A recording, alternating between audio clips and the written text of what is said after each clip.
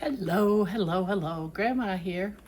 Yeah, I am about to make clam chowder. Yeah, so let me get you up here and I'll show you what I'm doing. I got me some salt pork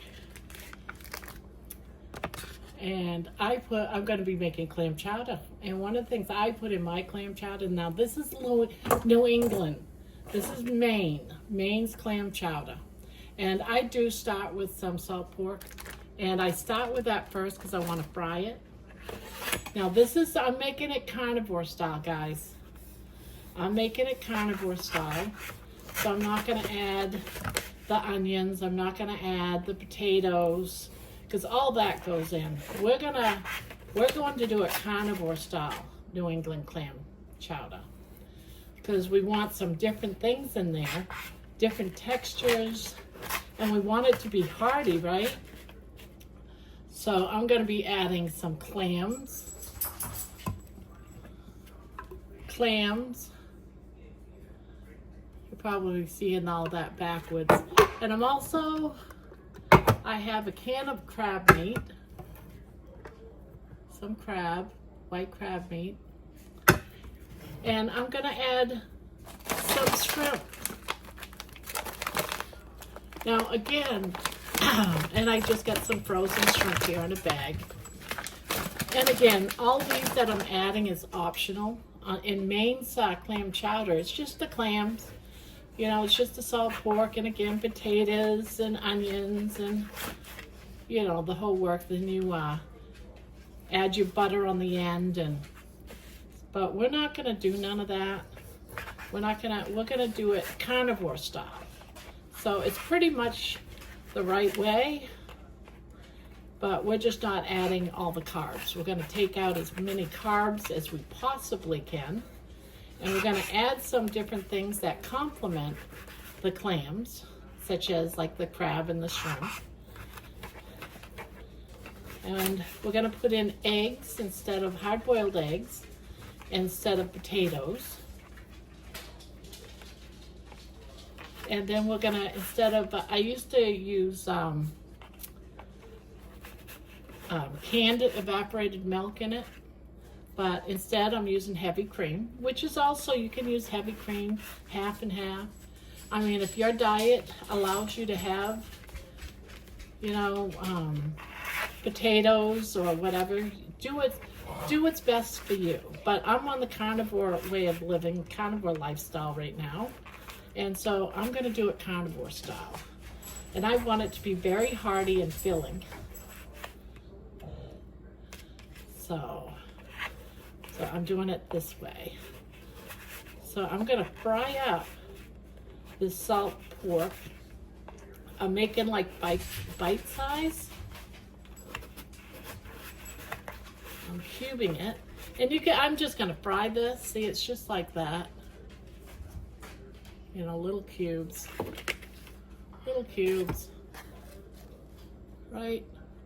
See what I'm doing? It's real simple. And then we're going to fry it in the fry pan that's right here on the stove. And then while that's going and frying,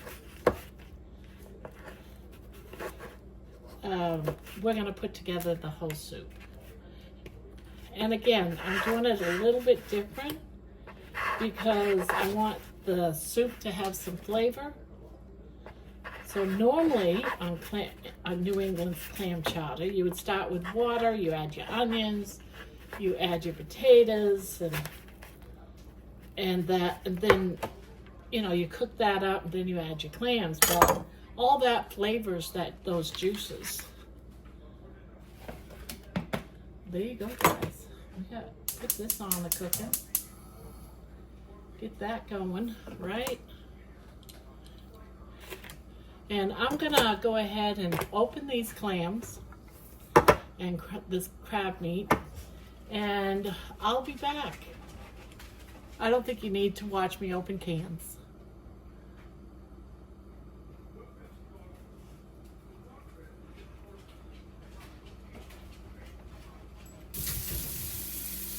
I'm back. Grandma's back. All right, so I put about 3 cups of water in my pan. Now I have some chicken broth here, It's going to replace that flavorful water you get with all those carbs in it that you're not allowed to have. This has 0 carbs in it.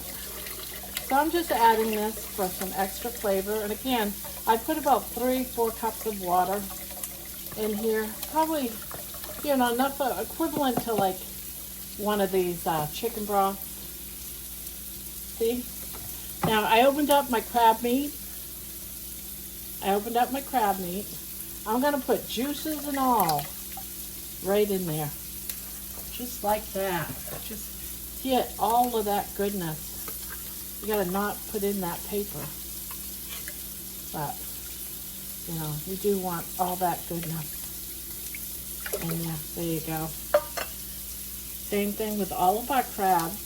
Clams. See that? All chopped up.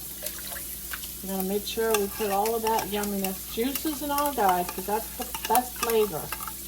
That's all flavor. Now, some people ask me, do you get the jars of clam juices too? If you want to do that, go for it. But I don't know how expensive that is. And I'm making a bigger batch. See, look at all those clams. All right, I'm going to add those in there.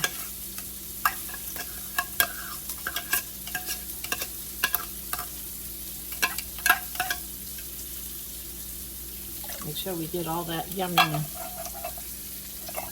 All right, you see that? So far, this is what it's looking like. Get you a little closer. So far, it just, whoops. Didn't see that. We don't want that paper in there. That's from that crab meat. Yeah, you get one on top, you get one on bottom. I missed one. And then, more flavor. I just have some frozen broth, but peeled shrimp, and it's been deveined. So I'm going to put this in here too. Again, just the flavor for heartiness, you know. So we got that. And now, this, just like my last chowder I made, I'm just going to take some hard-boiled eggs and just chop it up like that. And we're just going to fill that up. Now again, you can make this as much or as little as possible. You know, you don't have to do a big pan like I'm doing. But I'm going to eat off this for a couple of days.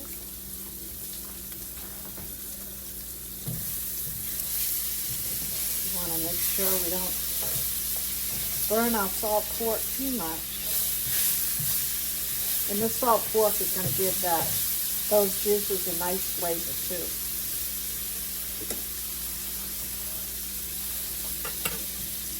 So I'm going to keep chopping up a few more eggs. Now in this big pot, I'll probably do about 6 eggs. Again, it's just to make it a little bit more hearty, you know. And if you wanted to thicken this up, you can drop in some raw eggs, a couple of raw eggs. And that'll make the juices even heartier. I probably will do that. But you can do that. Now I had bacon yesterday, and I kept a couple of pieces out that I didn't eat. So I'm going to chop this up and throw this in here too. Why not, right? You don't have to put in bacon. See how that's looking? Just so nice and yummy. Yeah, here's the second piece. So I'm just gonna chop it up. Probably shouldn't quite do it this way, but it's the way I've always done things. I've always done things the difficult way. So there you have it. You get that. That's probably good enough right there.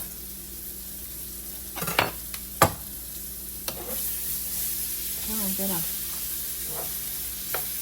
These are just about done, the way I like it.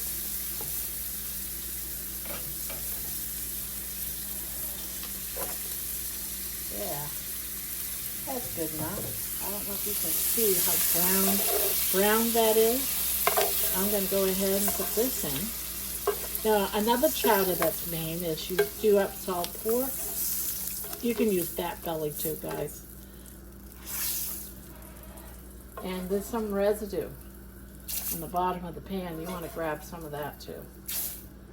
Now, corn chowder, Maine's corn chowder, is also with salt pork, but you're going to add a can of corn in it. Now I'm going to let this cook down for a little while, probably about 15-20 minutes.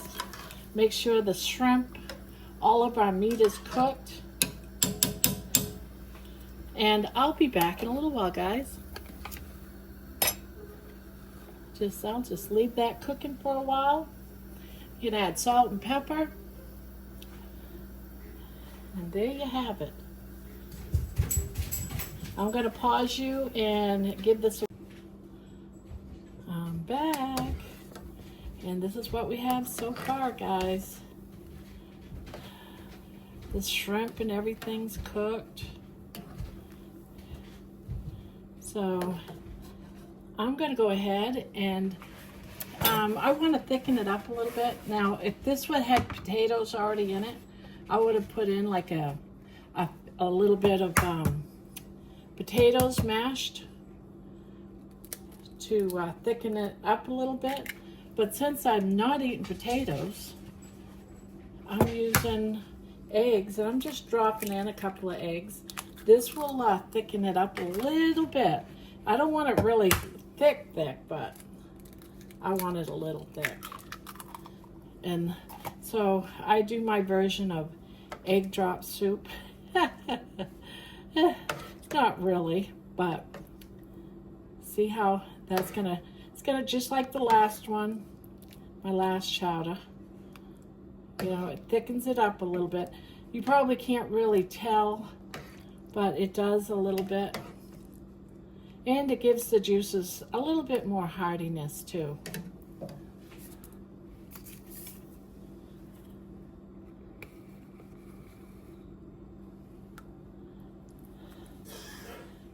Yeah, I'm gonna add some cream. I'm adding a little bit more than I did last week.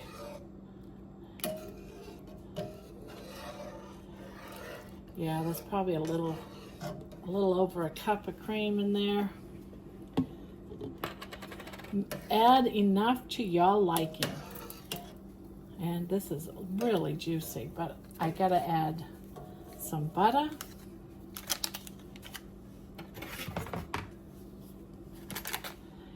Gotta always add the butter, guys. There you have it, right like that. And let that do its thing. Put a nice layer of fat on there.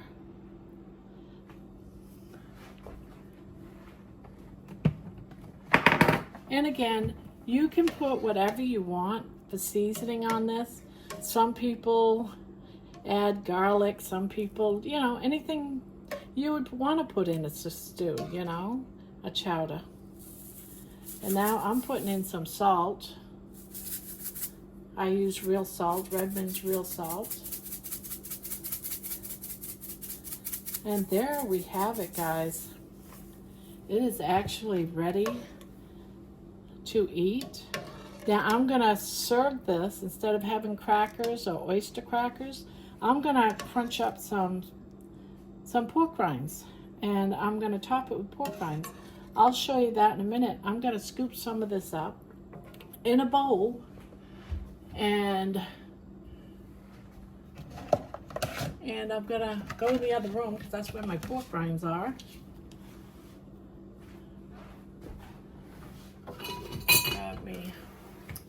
Grab me some of this. See, look at that yumminess. Oh, and I love the juice. The juice might not like me though. I'm lactate intolerant, but I love my chowders. But yeah. Now you can add as much to this as you want. I'm going to get a couple of those shrimps. Yeah, guys.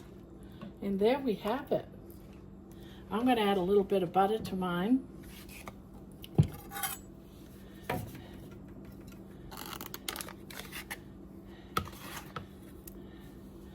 There we have it, guys. Yumminess, yumminess. Now, you can add your pepper and all that good stuff. I am not, because pepper bothers my throat. And on that note, guys, here's my dinner. Doesn't that look good? I'll show you after I put some pork rinds on it, so hold on. I got my big pork rinds here, and I'm just going to break some of this off, put it in my soup, like so. These big ones can get hard. These are just freshly made. I got them at the Mexican marketplace. A big bag, they're so big. So there you have it, guys. That is my version of New England clam chowder, but I added some shrimp, some pork, salt pork, a little bit of bacon, and egg drop. Yeah, doesn't that just look absolutely delicious? Yeah, and don't forget your pork rinds. Absolutely delicious. The juice is absolutely great. Using the chicken broth did not hinder the crab or the clam juices at all.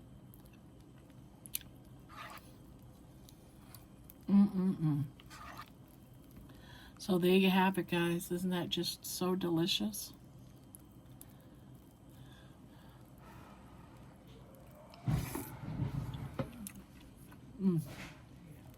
Absolutely delicious for a cold wintry night.